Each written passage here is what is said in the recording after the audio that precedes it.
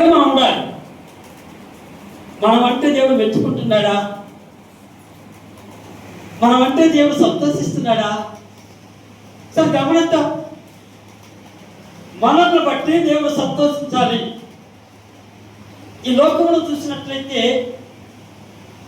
పిల్లలను బట్టి తల్లిదండ్రులు సంతోషించేవాడిగా ఉండాలి. తల్లిదండ్రులను బట్టి పిల్లలు సంతోషించేవాడిగా ఉండాలి. ఈ లోకంలో అలా లేదు. పిల్లలను చూసి తల్లిదండ్రులు బాధపడుతూ ఉన్నారు.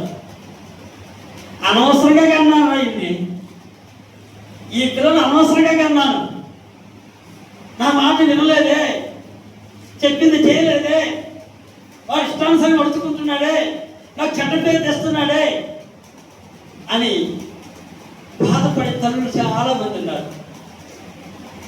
కృంగిపోయే తల్లులు చాలా మంది ఉన్నారు. పిల్లల కన్నందుకు సంతోషం లేదు, పిల్లల కన్నందుకు ఆనందం లేదు. పిల్లల వల్ల తల్లిదండ్రులకు సంతోషం ఉండాలి, తల్లిదండ్రుల వల్ల పిల్లలకు సంతోషం ఉండాలి, అది లేదు.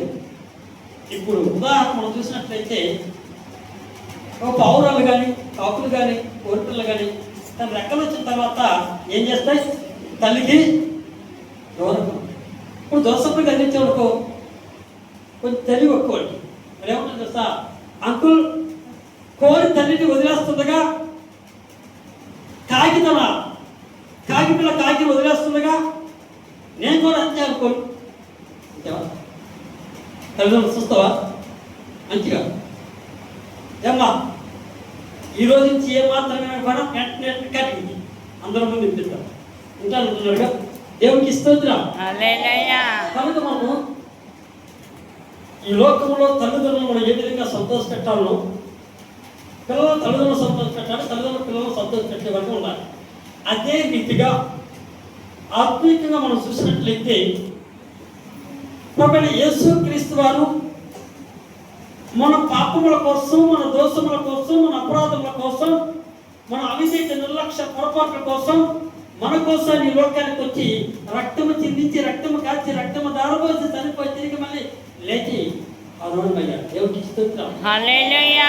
ఆయన త్వరగా రాని ఉన్నాడు కనుక మనం నీతి కలిగి నడుచుకోవాలి, యథార్థత కలిగి నడుచుకోవాలి, సత్యము కలిగి నడుచుకోవాలి, పరిశుద్ధత కలిగి నడుచుకోవాలి, దేవునికి ఇష్టలుగా ఉండాలి, దేవుని సంతోష పెట్టేవారుగా ఉండాలి. ఎప్పుడైతే దేవుని సంతోష పెడతామో దేవుడు మనల్ని సంతోష పెడతాడో దేవునికి స్తోత్రం. హల్లెలూయా. ఎప్పుడైతే ఆయనకి ఇష్టలుగా ఉంటామో ఆయనకి ఇష్టమైన మన పట్ల జరిగిస్తాడు. అద్భుతాలు చేసేవాడు ఆయన, ఆశ్చర్యకార్యాలు జరిగించేవాడు ఆయన, సూచనలు జరిగించేవాడు ఆయన, మహిమకార్యాలు జరిగించేవాడు ఆయన, ఉన్నత స్థాయిలో మనలో పెట్టేవారుగా ఆయన ఉన్నాడు. దేవునికి స్తోత్రం. హల్లెలూయా. కనుక బైబిల్ మనం చూసినట్లయితే 2వ కొరింథీ పత్రిక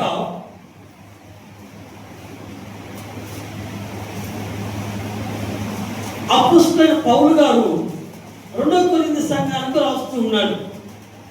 10వ అధ్యాయము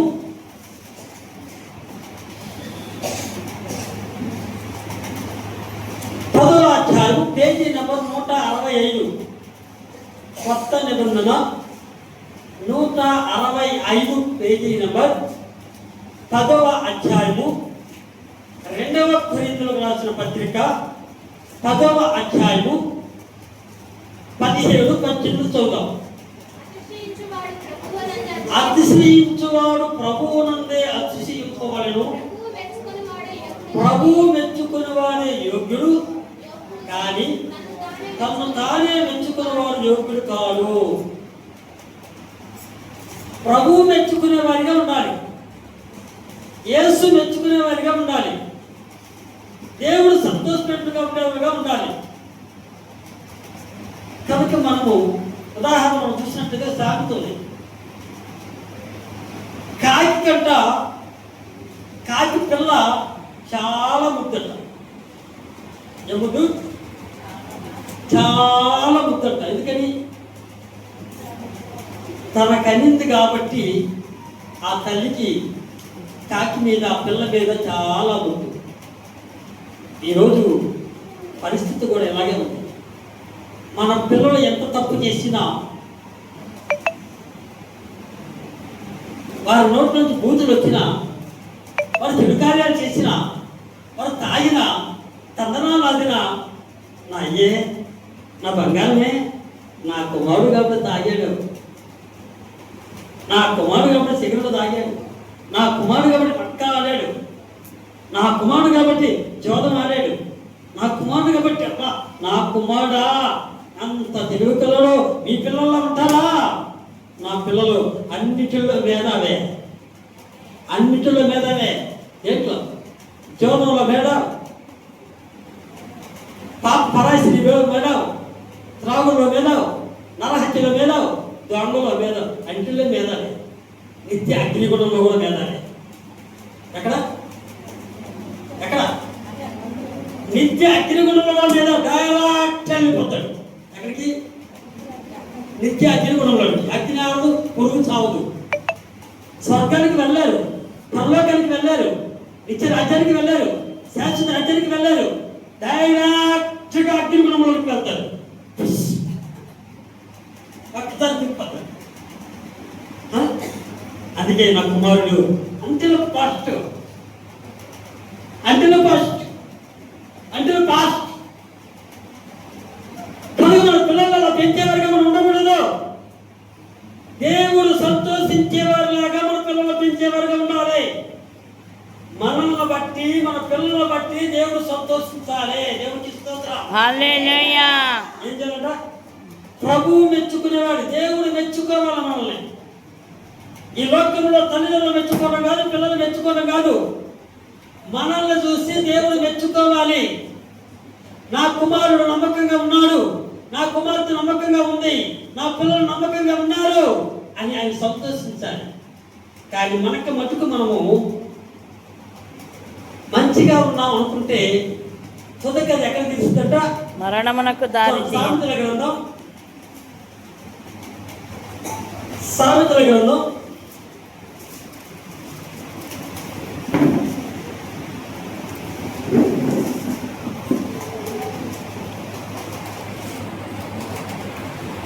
4 నా మటుకునే మంచిగా ఉన్నాను అనుకుంటాను. అయ్యో నా పిల్లలు చాలా మంచిగా ఉన్నారు, నేను చాలా మంచిగా ఉన్నాను, చాలా మంచిగా ఉన్నాము, పర్ఫెక్ట్గా ఉన్నాం, యథార్థత కలిగి ఉన్నాం, నమ్మకం కలిగి ఉన్నాం, నీతి కలిగి ఉన్నాము, దేవుని భయం కలిగి ఉన్నాము, సువార్త చేస్తున్నాము, భక్తి చేస్తున్నాము అని మనకు మనం అనుకుంటే కుదరదు. చూడండి, ప్రార్థనలో 14వ అధ్యాయము 12వ వచనం, తేదీ నంబర్ 541. ఒకరి ఎదుట సరి అయినదిగా కనబడు మార్గము కలదు, అయితే తదుపరి మరణమునకు త్రోవ తీయను. మన కరెక్ట్ అనుకుంటే డైరెక్ట్ ఎక్కడికి వెళ్తాం? ఇందా చెప్పాగా నిత్య అగ్నిగుణం అంటే మనకి మటుకు మనం మంచివాడిగా అనుకోవడం కాదు.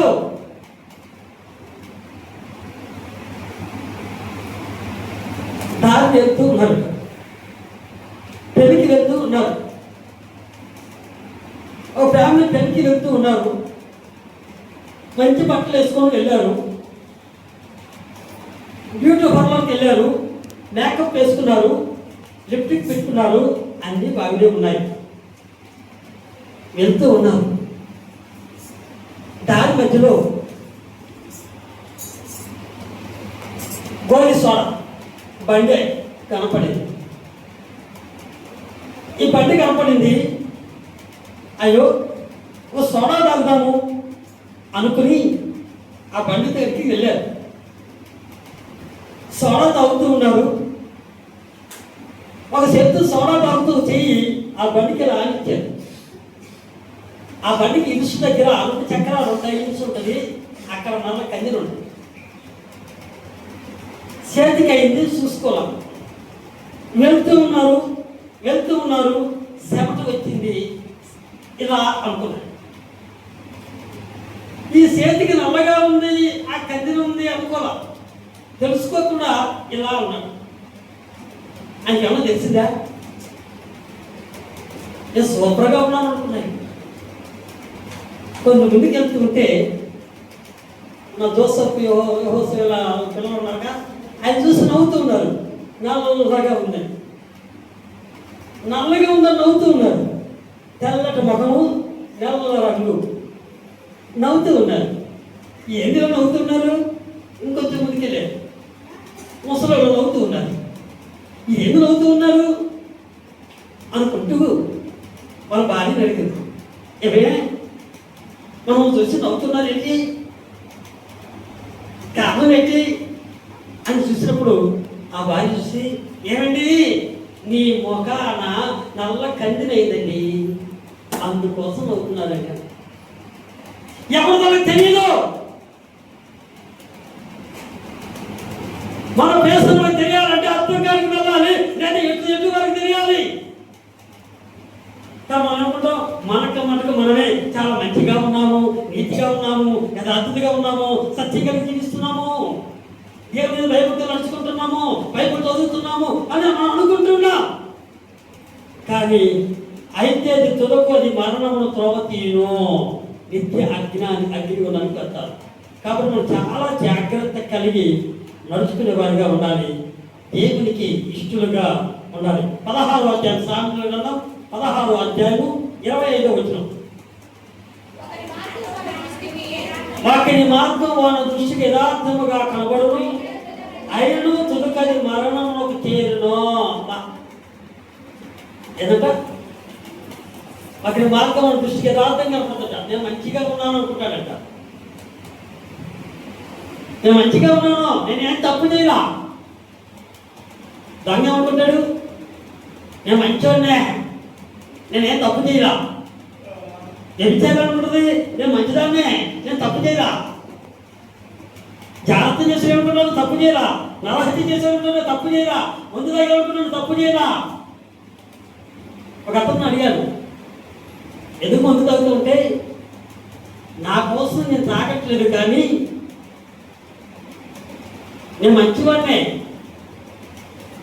నాలాంటి వాళ్ళు అనేక మంది ఉంటే గవర్నమెంట్ ముందుకు నడుస్తుంది. గవర్నమెంట్ ముందుకు నడవటానికై నేను ముందు తాగుతున్నాను తప్ప నేను తప్పు చేయలేదు అంటున్నాను. తాగుతామా? మనం తప్పు చేయలేదు అంటున్నారు, తాగుతున్నాడు. కనుక మనకు మనం మంచివాళ్ళు అనుకుంటాం, ఏ తప్పు చేసినా మంచివాళ్ళు అనుకుంటాం. కానీ తుదకది ఏం చేస్తుందట?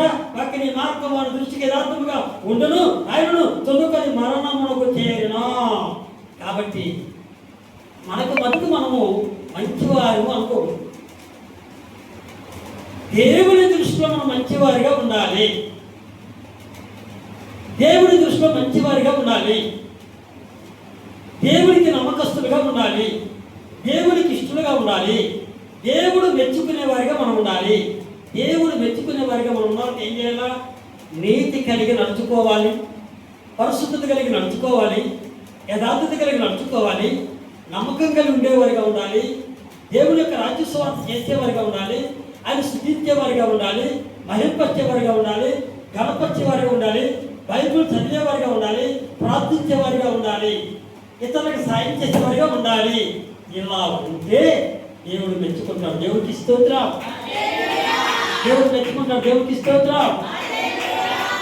కనుక దేవుడు మెచ్చుకోవాలి అంటే దొంగతనం చేస్తే కాదు, వ్యభిచారం చేస్తే కాదు, పేకాటాడితే కాదు, జోదం ఆడితే కాదు, మోసం చేస్తే కాదు, లంచాలు తీసుకుంటే కాదు. కానీ అలా తీసుకుని నిత్య అగ్నిగుండానికి వెళ్తాం. మనం నీతి కలిగి ఉండాలని నేను కోరుకుంటున్నాను. ఆయన నీతిమంతుడు, ఆయన సత్యవంతుడు, ఆయన యథార్థవంతుడు, ఆయన న్యాయవంతుడు. మనం ఆయన పిల్లలమైన మనము నీతి కలిగి నడుచుకోవాలి, యథార్థత కలిగి నడుచుకోవాలి, సత్యం కలిగి నడుచుకోవాలి. దేవునికి ఇష్టలుగా మనం ఉండాలి, దేవుని ఇష్టానుసారంగా నడుచుకునే వారిగా మనం ఉండాలి. దేవునికి స్తోత్రం. బైబిల్గా మనం చూసినట్లయితే ఆదికాండము 6వ అధ్యాయం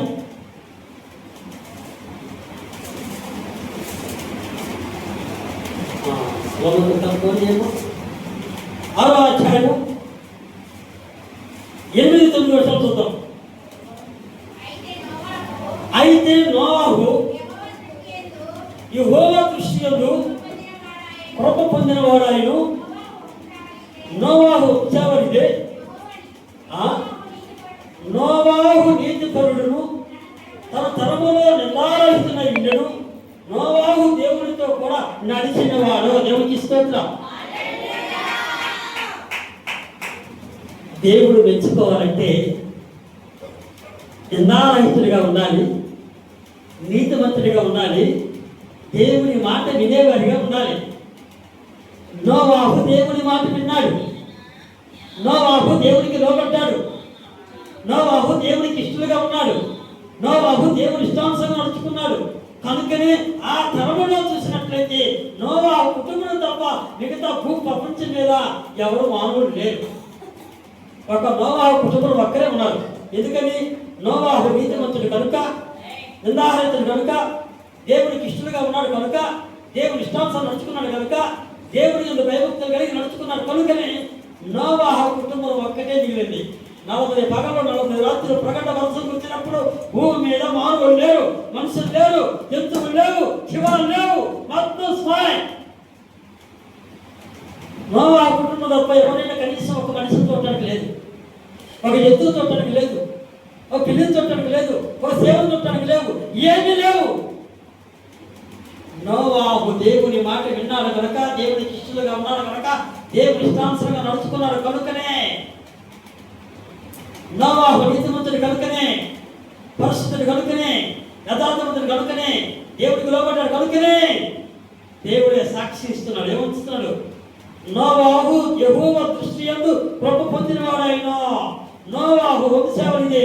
నోవాహు నీతి పరుడును తన తరములో నిందారహితున ఇండును. నోవాహు దేవునితో కూడా నడిచినవాడు. మనం దేవునితో నడుస్తున్నామా? ఒక్కసారి గమనిద్దాం.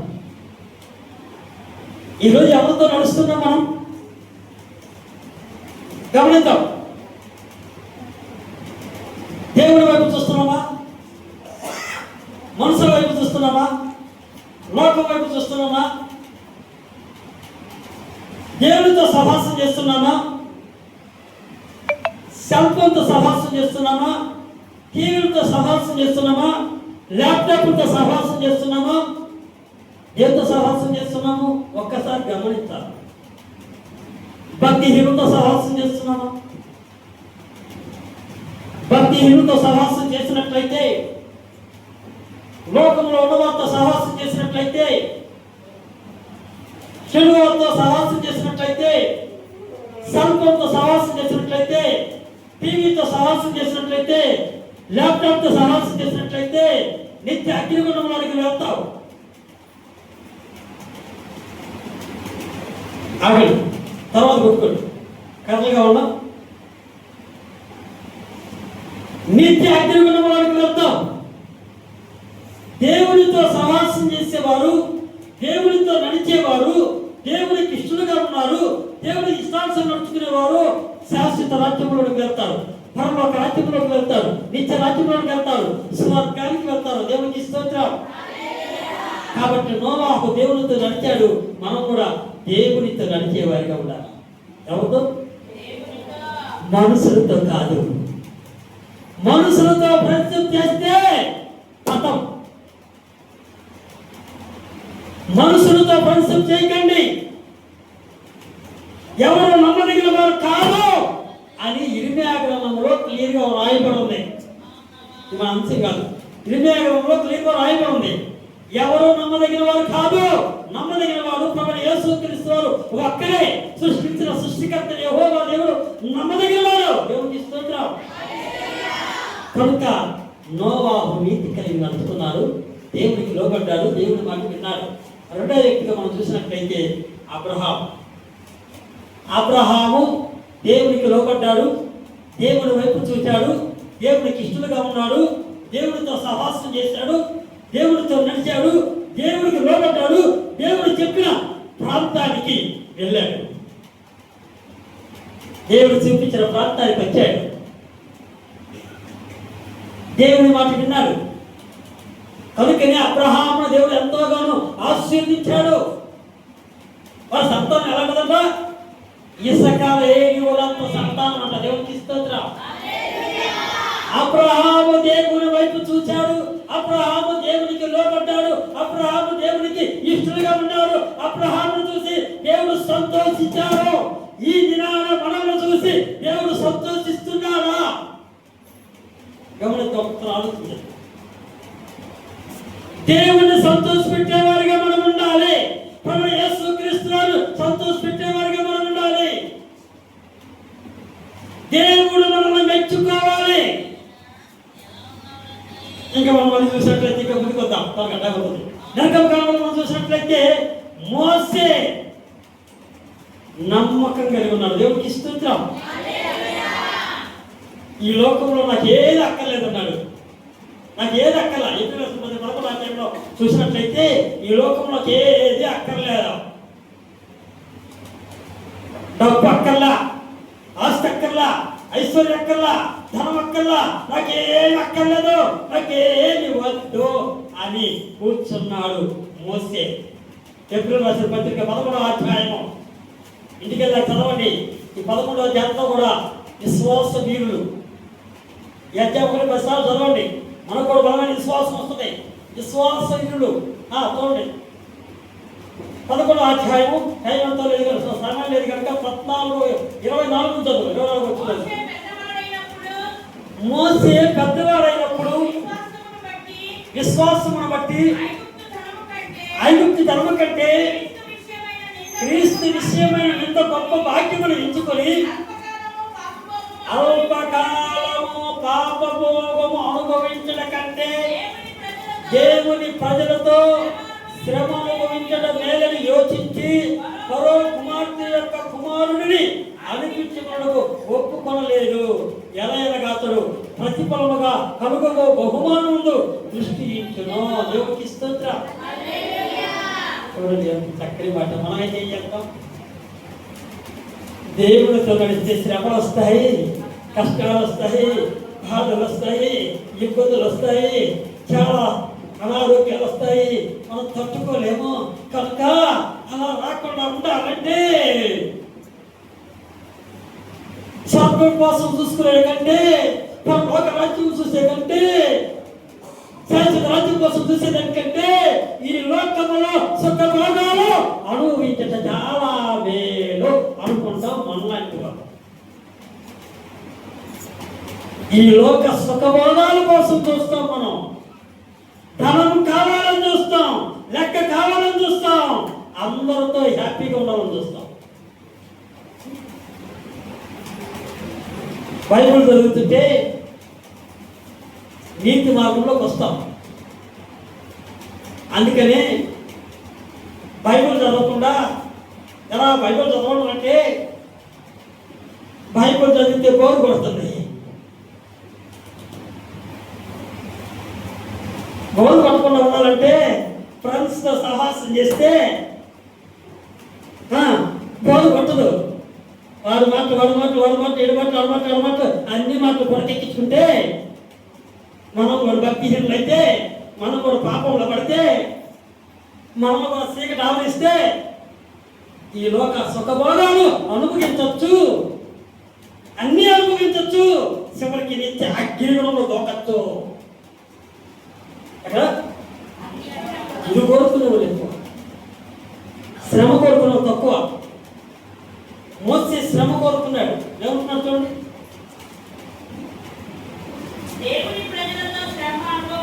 దేవుని ప్రజలతో శ్రమ అనుభవించట మేలని యోచించి మరో కుమార్తె యొక్క కుమారుడు అనిపించుకున్నకు ఒప్పుకోలేదు. ఎనగతను ప్రతిఫలముగా కలగబో బహుమానములు దృష్టించిన దేవునికి స్తోత్రం. అందుకే మోసేకి విడిపించాడు. నా ఇల్లు అంతటిలో నమ్మకమైన వాడు. సంఖ్యాకను తొందరగా పంపించదు. ఇంకా ఏమ్మా రెడీ చేస్తున్నారా ఏంది? అంటే ఇప్పుడు పిండి తీసుకుంటున్నారా ఏంది? అయ్యి బాబోయ్, ఇంకా పిండి తీసుకుంటే అలాగే ఆకలి వేస్తుంది. కేక్ తెస్తానని నేను చెప్పడం కోసం సరిగ్గా చేయాల. కేక్ తిందాం లేదు. సంఖ్యాకాండము 12వ అధ్యాయము పేజీ నెంబర్ 121. పేజీ నెంబర్ 121, 12వ అధ్యాయం సంఖ్యాకాండం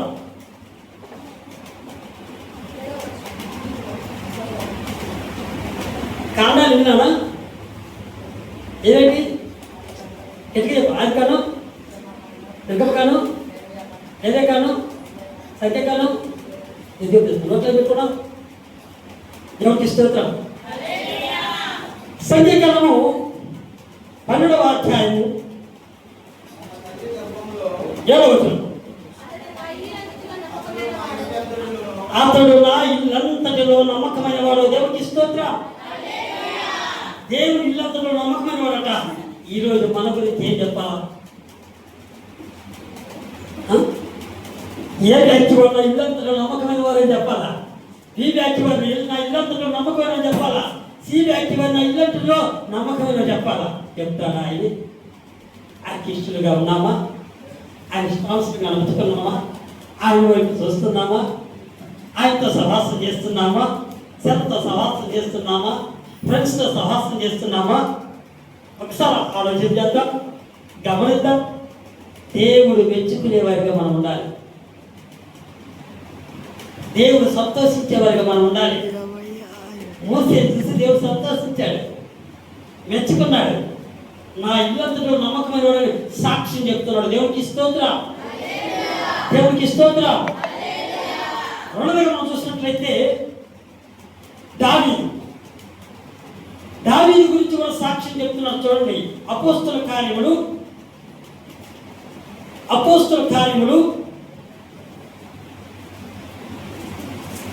13వ అధ్యాయము పేజీ నెంబర్ 116, 13వ అధ్యాయము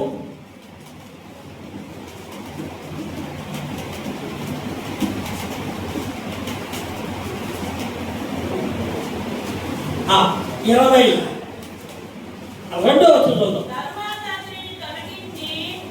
తరువాత అతను తొలగించి దావీదును వారికి రాజుగా ఏర్పరచెను. మరియు ఆయన నేను యెష్షయి కుమారుడైన దావీదును కనుగొంటిని. హల్లెలూయా. ఎలాంట? అతడు నా ఇష్టానుసారుడైన మనుష్యుడు. దేవుడికి స్తోత్రం.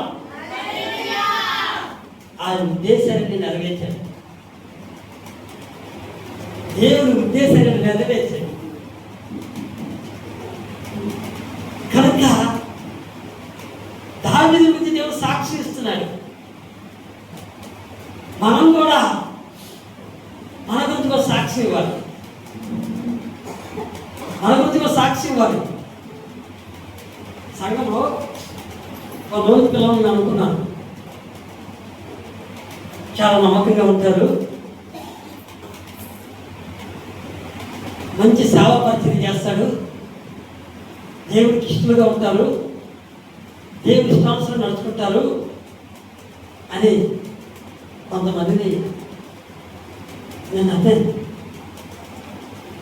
చాలా మంచివారు అని నేను పాస్టర్ గారు అనుకున్నాను.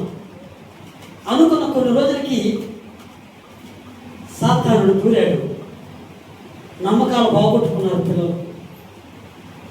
పిల్లలు నమ్మకాలు బాగొట్టుకున్నారని మేము చాలా బాధపడ్డాము, చాలా కుమిలిపోయాము.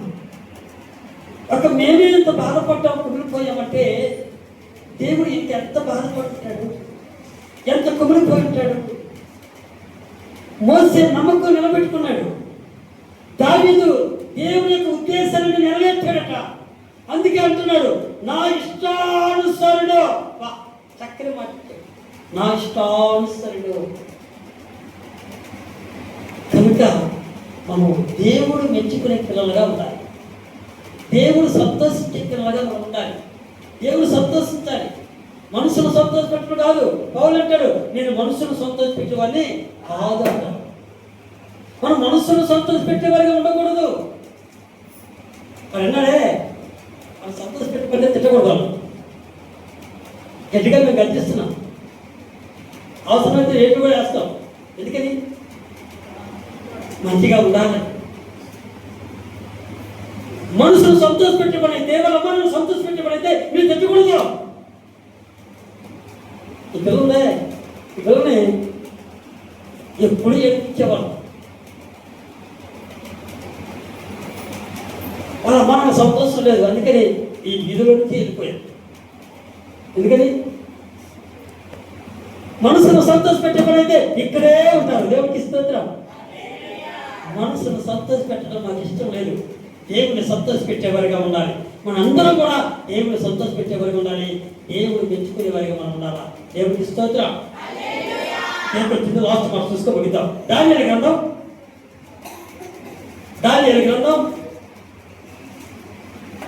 మెడవపోతాయి, జాగ్రత్త, మెడవకూడదు.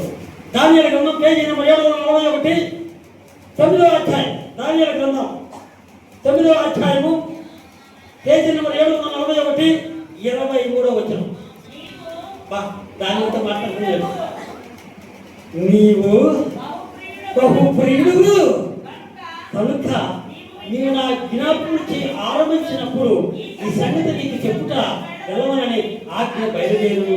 కావున ఈ సంగతి తెలుసుకొని నీకు కలిగిన దర్శనం బాబు గ్రహించము. నీవు బహుప్రియుడివి. దేవుడికి స్తోత్రం. మనం ఎవరంటాం? ఎవరైనా అంటామా? దేవుడు సాక్షి చెప్తున్నాడు, బహుప్రియుడివి. దానియేలు సాక్షిగా ఉన్నాడు, బహుప్రియుడిగా ఉన్నాడు. దావీదు సాక్షిగా ఉన్నాడు, నా ఇష్టానుసరుడు. మోసే సాక్షిగా ఉన్నాడు, నమ్మకమైన వాడు నా ఇల్లు. కనుక మనం కూడా నమ్మకస్తులుగా ఉండాలి, దేవునికి ఇష్టలుగా ఉండాలి, దేవుని ఇష్టానుసరం నడుచుకోవాలి. దేవుని యందు భయభక్తులు కలిగి నడుచుకునే వారిగా మనం ఉండాలి. దేవుని వైపు చూద్దాం, మనుషుల వైపు చూడద్దు. మనుషుల వైపు చూస్తే పడిపోతాం. మనుషుల వైపు చూస్తే పడిపోతాం. లోకం వైపు చూస్తే పడిపోతాం. మనుషుల వైపు చూడక, లోకం వైపు చూడక, భక్తిహీనుల వైపు చూడక దేవుని వైపు చూద్దాం. దేవునికి ఇష్టలుగా ఉందాం. దేవుని ఇష్టానుసరంగా నడుచుకుందాం. దేవుని భయభక్తులు కలిగి నడుచుకుందాం. నీతి కలిగి నడుచుకుందాం. యథార్థత కలిగి నడుచుకుందాం.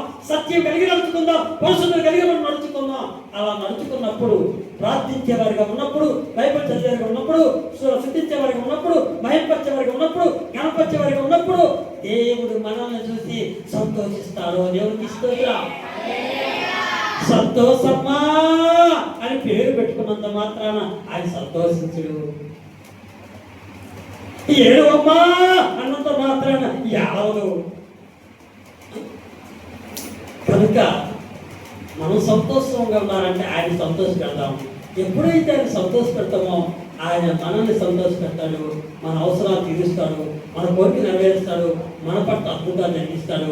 దేవుని మాట దీవించి ఆశీర్వదించుగాక. ఆమేన్.